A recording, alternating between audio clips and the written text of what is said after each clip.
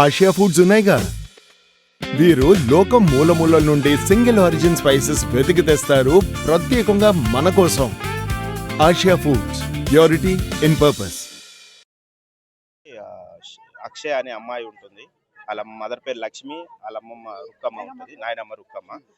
ఇది ఏంటంటే రాజు అనే దయాలగూడ పర్సన్ వచ్చేసి దయాలగూడ ఆయన నివాసం యాక్చువల్లీ ఇక్కడ వచ్చి బతుకుతుండే. ఈడేం చేసాడు, ఇంటి పక్కన వెళ్ళే కదా అని చెప్పేసి కొంచెం ఫ్రెండ్లీగా మూవ్ అయ్యిండు. అయిన సంగతి అయ్యి ఏం చేసిండంటే ఆ పిల్లని కొంచెం మెల్లమెల్లగా ఇలా తెలియదు, వీళ్ళు ఇంట్లో వాళ్ళు లేరు, మో పిల్లలు తెలియదు, ట్రాప్ చేసిండు. కొన్ని కొన్ని ఈ కొన్ని డౌట్స్ వచ్చినాయి మనకి. ఆ పిల్లకి మన నచ్చ చెప్పుకున్నాం, అంతా అయిపోయింది. వీడు ఏం చేస్తుండంటే ఆ పిల్ల కాలేజీకి పంపిస్తే ఆ కాలేజీలో ఎక్కడెక్కడైతే వస్తుందో, ఎక్కడెక్కడ బస్ దిగుతుందో అక్కడ వచ్చేసి ఆపుతున్నాడు. ఆపి బస్ బస్ దిగు, కాలర్ పోదాం అన్నట్టుగా హరాస్మెంట్ చేస్తే ఆ పిల్ల మాకు వచ్చి కంప్లైంట్ చేసింది. మేము కంప్లైంట్ చేసినాక ఆ పిల్లకు చెప్పినాం. అప్పుడు ఏం చేసినామంటే ఆ ఎక్కించే దగ్గర ఒకరు, పంపే దగ్గర ఒకరు, మళ్ళీ మధ్యలో ఏమన్నా అయితే మేము ఇక కొంచెం సెక్యూరిటీగా కొంచెం ప్రొటెక్షన్తోనే ఉన్నాం. అది ఇన్ఫర్మేషన్ ఇక కొంచెం సీరియస్ అయింది. మొన్న లాస్ట్ ఎగ్జామ్స్ రాయడానికి వెళ్ళినప్పుడు శంషాద్ వచ్చిండు వాడు. ఎగ్జామ్ పిల్లకి హాల్లోకి నుంచి ఎగ్జామ్ రాసి వచ్చిన తర్వాత ఆమెను గుంజుకొని వెళ్ళిపోయాడు. గుంజుకొని పారిపోతున్నాడు. పారిపోతుంటే మా అక్క ప్రొటెక్షన్కి ఆడనే ఉన్నది, పక్కకే ఉన్నది. ఆమె బట్టి గుంజుతుంటే ఏమన్నాడంటే అందరు పబ్లిక్ చూస్తారు ఇక వాడిని కొట్టగలరా అని చెప్పేసి ఆమెను వదిలేసి, బిడ్డ మీ మొగన్ని చంపిన, మీ మొగన్ని నేను సంవత్సరం కింద నేను చంపిన, ఎవడ వీకిండా, ఏ పోలీసు వాడు వీకాడు, ఏం వీకాడు, పోలీసు వాళ్ళకి పైసలు వాడితే ఎమ్మెల్యే ఏం వీకాడు, పోలీసు వాళ్ళు ఏం వీకాడు అని చెప్పేసి ఆడు స్టేట్మెంట్ ఇచ్చేసిండు. ఆయన వాళ్ళు అప్పుడు మా అక్క వచ్చి మాకు చెప్పిన తర్వాత మాకు డౌట్ వచ్చింది. అంటే వీడు మా బావని కూడా ఇట్లనే చంపిండు యాక్చువల్గా. సరే వచ్చి ఇట్లా అదే రోజు మళ్ళీ అది పొద్దున 11:30 12 గంటలకు అయిపోయింది. 2 గంటల కల్లా మళ్ళీ పిఎస్లో ఉన్నాం మేము. అమ్మాయిని తీసుకొని డైరెక్ట్ పిఎస్కి వెళ్ళిపోయి ఇంటికి కూడా రాలి వెళ్ళిపోయి కంప్లైంట్ ఇచ్చినాం. మా అక్క, ఆ పిల్ల, మా అమ్మమ్మ, వాళ్ళ నాయనమ్మ, నేను అందరం కలిసి ఇస్తే ఏమన్నారు ఎస్ఐ మన సిఐ గారు కూడా, ఆడు పెద్ద చోర్లంగా వాళ్ళ అంజోడుకు నీ లోపల వేస్తా నేను, నువ్వు లైట్ తీసుకో, నువ్వు ఇక ప్రశాంతంగా ఉండు అన్నాడు. సరే అని చెప్పేసి ఏమేం కేసులు అవుతుందో అది పోక్సో కింద కన్వర్ట్ చేస్తామని చెప్పేసి పోక్సో కింద బుక్ చేస్తున్నాం అని చెప్పి చెప్పారు. సరే బుక్ చేసిన రోజు ఆ రోజు కంప్లైంట్ రాసి ఇచ్చినాం. ఇచ్చిన తర్వాత మళ్ళా 16th రోజు ఇచ్చినాం, May 16th ఇచ్చిన తర్వాత మళ్ళీ 2 daysలో నేను ఏమైంది సార్ దొరికిందా, రిమాండ్కు తీసుకున్నారా వాని, రిమాండ్ ఎట్లా వాని ఎట్లా మీరు ఎట్లా చేంజ్ చేస్తారు వాని అని అడిగితే వాడు ఇంకా దొరకలేడు, బెయిల్ మీద ఉన్నాడు 2-3 daysకే చెప్పిండు నాకు. ఆయన బెయిల్ ఎట్లా వచ్చింది, అది ఫోక్సో కేసు, నువ్వు రిమాండ్కి తీసుకోలే, కేసు బుక్ చేసినావు, అక్కడ పక్కన వాడేసినావు ఫైల్. ఇంకా నేను ఫోన్ మాట్లాడి తర్వాత బెయిల్ మీద తిరుగుతున్నాడు, దొరికినాగానే మన లోపల వేసుకోయి అంటని రమేష్ అన్నట్టు ఆయన ఎస్ఐ ఆయనకి ఇచ్చిన ఫైల్ ఇచ్చిన తర్వాత మళ్ళీ నేను వారం తర్వాత మళ్ళీ వెళ్ళి మీరు ఒకవేళ మీరు తీసుకోకపోతే వాడు షాబాలో తిరుగుతున్నాడు, మా కంట్లో పడ్డాడు, మీకెందుకు దొరుకుతలేడు, నెల అవుతున్నది, ఆల్మోస్ట్ 20 days ఎబో అయింది.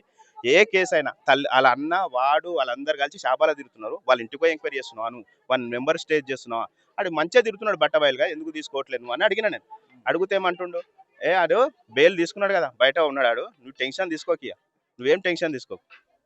ఇప్పుడు మీరు పోక్సో కేసు చేసినామన్నారు కదా, మీరేమైనా ఎఫ్ఐఆర్ తీసుకున్నారా? నేను తీసుకున్న కాపీ నువ్వు చేస్తలేవు కదా, నీకు కాకపోతే నాకు ఈ ఎఫ్ఐఆర్ కాపీ నేను ప్రైవేట్గా నేను కోర్టులో నేను చేసుకుంటా, వాళ్ళకి స్ట్రెస్ ఉంది, వాడు చంపుతా అని చెప్పిండు 2 రోజుల కల్లా, వాళ్ళకి స్ట్రెస్ ఉంది, మగపిల్లలు లేరు ఇంట్లో అని చెప్తే వాడేం చంపుతాడులే, వాడు భయపడి ఇప్పటికే మస్తు భయపడినాడు, దొరుకుతాడు, అందుకే దొరుకుతలేడు, భయపడి దొరుకుతలేడంట. ఈ శాతగానోడు ఈడు ఉన్నాడు కాబట్టి దొరుకుతలేడు.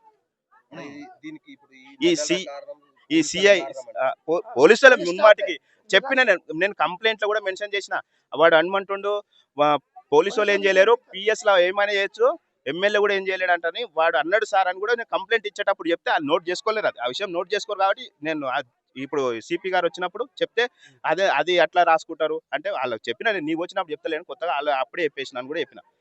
మళ్ళీ తర్వాత నేను మళ్ళీ నెల అవుతుంది, ఇక మాకు ఇన్ఫర్మేషన్ లేదు, ఒక ఫోన్ లేదు, ఏం లేదు. లాస్ట్ 1 week కి స్టేట్మెంట్ తీసుకోనికి శంషాబాద్ పోయినాక స్టేట్మెంట్ అయిపోయిన తర్వాత ఇక్కడికి వచ్చిన స్టేట్మెంట్ తీసుకురా, ఆ ఫైల్ ఏదో ఫోక్సోది ఉందంట కదా ఇక్కడ ఇవ్వండి అంటే 1 week 10 days తర్వాత రమేష్ అన్నట్టు ఆయన ఆ ఫైల్ తెప్పించుకుంటున్నాడు. ఆ ఫైల్ ఏం రాసిరో కూడా అప్పటి వరకు ఆయనకు తెలియదు. ఫోక్సో అది రాసి కేసులు పెట్టినారు, ఆ సెక్షన్లు వేసినారు, ఆ ఫైల్ అక్కడ మూలకేసినారు. ఈ సిఐ కాంతారెడ్డి గారు నాకు భుజం తడుతూ ఆడేం చేయలేడు పో, నువ్వు లైట్ తీసుకో, ఇక నేను చూసుకుంటా. ఆ? ఇప్పుడు ఈ రోజు చేసి దొంగలు లెక్క వచ్చిర్రు. వచ్చి 1 గంట రాత్రి వాళ్ళు చనిపోయిన తర్వాత వీళ్ళు వచ్చి ఇంటి పక్కన కొడుకుంటాడు ఈయన. నేను పక్క ఊరే మాది. మాకు ఇంటిమేషన్ లేదు, ఎవరికి ఇంటిమేషన్ లేదు. 3 ఆడపిల్లలు చంపేస్తే ఇంటిమేషన్ ఇవ్వకుండా వాళ్ళని వేసుకొని వీళ్ళందరూ నూకేసి వాళ్ళని వేసుకొని పోయారు. ఏ ఉద్దేశంతో? ఆయనకి అసలు ఎట్లా ఏ యాక్షన్ తీసుకురు, ఏమి ఎంక్వైరీ చేస్తారు మీరు, పబ్లిక్ మమ్మల్ని ఏం ఎంక్వైరీ చేస్తారు మీరు?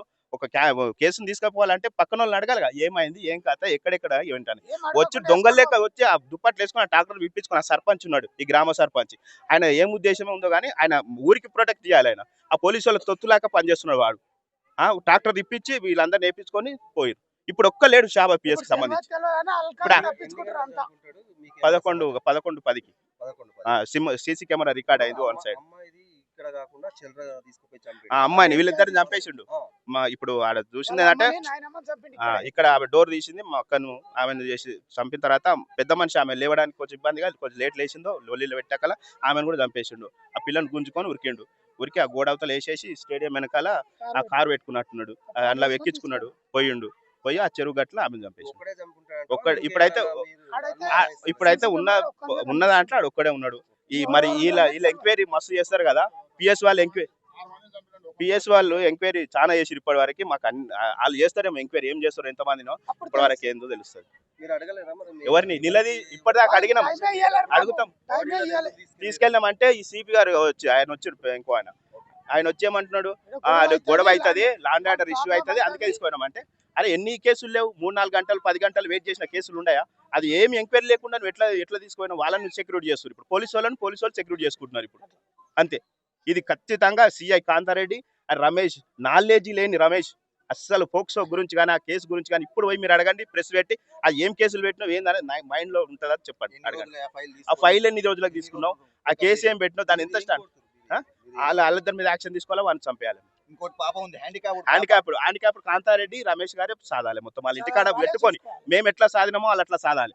ఎవరు లేరు వాళ్ళ ఇంట్లో, అందరిని చంపేసినాక వీళ్ళ ప్రొటెక్షన్ నెగ్లెన్సీ వాళ్ళనే కదా, నెగ్లెక్ట్ చేసిన వాళ్ళు. ఫాదర్ ఎలా చనిపోయాడు, వీడు చంపినా అని చెప్పిండు మాకు.